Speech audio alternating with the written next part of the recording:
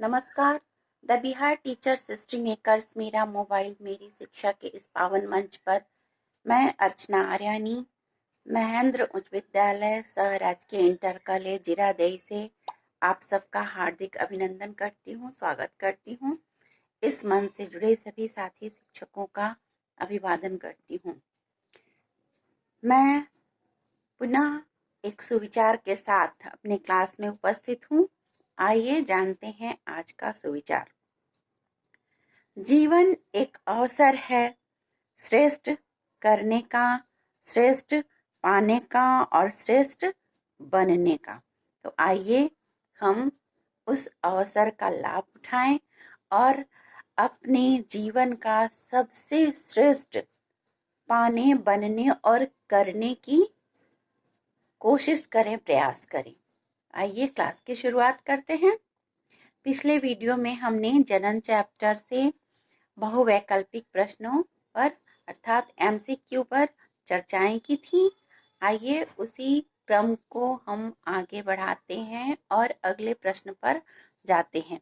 तो आज का हमारा प्रश्न है, पराग कणों का पराग कोश से निकलकर वर्तिकाग्र तक पहुंचने की क्रिया क्या कहलाती है?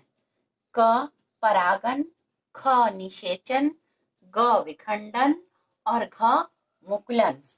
तो पराग कणों का पराग कोश से निकलकर वर्तिकाग्र पर जाने की जो प्रक्रिया होती है वो परागन अर्थात पॉलिनेशन कहलाती है। इस क्रिया में पुष्प के नर भाग से परागकण जो होते हैं वह किसी कारण से मादा भाग के वर्तिकाग्र पर, स्टिग्मा पर चले जाते हैं।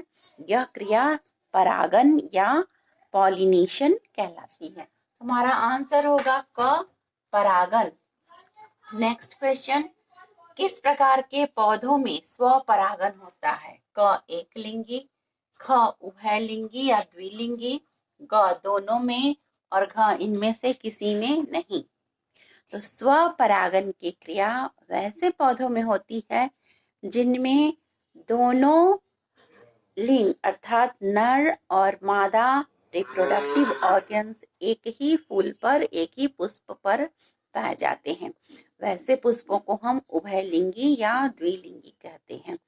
तो हमारा आंसर होगा ख उभयलिंगी या द्विलिंगी, जिनमें स्वपरागन की क्रिया होती है। नेक्स्ट क्वेश्चन, निषेचन के बाद अंडाशय किसमें विकसित होता है? क फल में, ख फूल में, ग बीज में और घ कोई नहीं। तो जब निषेचन की क्रिया हो जाती है तब फूल के जो एसेसरी ऑर्गन्स हैं, जो सहायक ऑर्गन्स हैं, वे मुरझाकर, सूखकर झड़ जाते हैं। अब जो रिप्रोडक्टिव ऑर्गन या आवश्यक अंग हैं वे बचते हैं, अर्थात जो बचते हैं उनमें से अंडाशय होता है मुख्यतः। तो अंडाशय जो है वह विकसित होकर निषेचन के बाद फल का निर्माण करता है। तो हमारा आंसर होगा क फल। नेक्स्ट क्वेश्चन है, निषेचन के बाद बीजांड किसमें विकसित होता है? क फल में, ख फूल में, ग बीज में और घ किसी में नहीं। निषेचन के बाद अंडाशय तो फल में विकसित हो जाता है और अंडाशय के अंदर उपस्थित बीजांड या ओव्यूल्स जो हैं वे बीजों में विकसित हो जाते हैं, परिवर्तित हो जाते हैं। तो हमारा आंसर होगा ग बीज में। नेक्स्ट क्वेश्चन, बीजांड की दीवारें मोटी होकर क्या बनाती हैं? क फल, ख बीज, ग बीजावरण और घ भ्रूण। तो निषेचन के बाद बीजांड की जो दीवारें हैं वह मोटी होकर बीजावरण अर्थात सीड कोट बनाती हैं, जिसके अंदर सीड या बीज सुरक्षित होते हैं। हमारा आंसर होगा ग बीजावरण। नेक्स्ट, बीज से नवोद्भिद के विकसित होने की क्रिया क्या कहलाती है? क निषेचन, ख परागन, ग अंकुरन और घ मुकुलन। बीज से जो नवोद्भिद न्यू प्लांट विकसित होते हैं वह क्रिया अंकुरन या जर्मिनेशन कहलाती है। तो हमारा आंसर होगा ग, अंकुरन या जर्मिनेशन। नेक्स्ट क्वेश्चन है, मनुष्य के नर में वृषण की संख्या कितनी होती है? ऑप्शन है क 1, ख 2, ग 3 और ख 4। वृषण की अर्थात टेस्टिस की संख्या मनुष्य में 2 होती है, अर्थात एक जोड़ी होती है। तो हमारा आंसर होगा ख 2।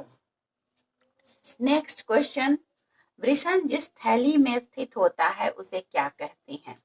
क अधिवृषण, ख वृषण कोश, ग दोनों और घ कोई नहीं।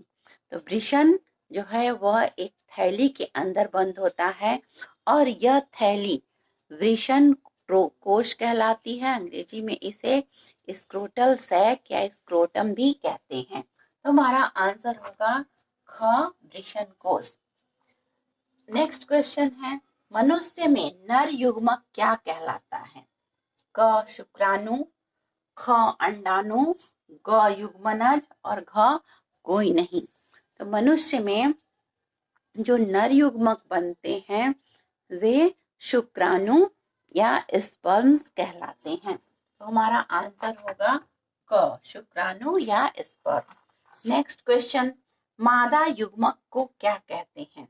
क शुक्राणु, ख अंडाणु, ग युग्मनज, घ कोई नहीं। तो मनुष्य में जो मादा युग्मक बनते हैं वे अंडाणु कहलाते हैं। अंडाणु या ओवा या ओव्यूल्स कहा जाता है।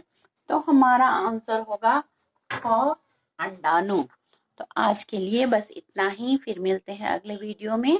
धन्यवाद।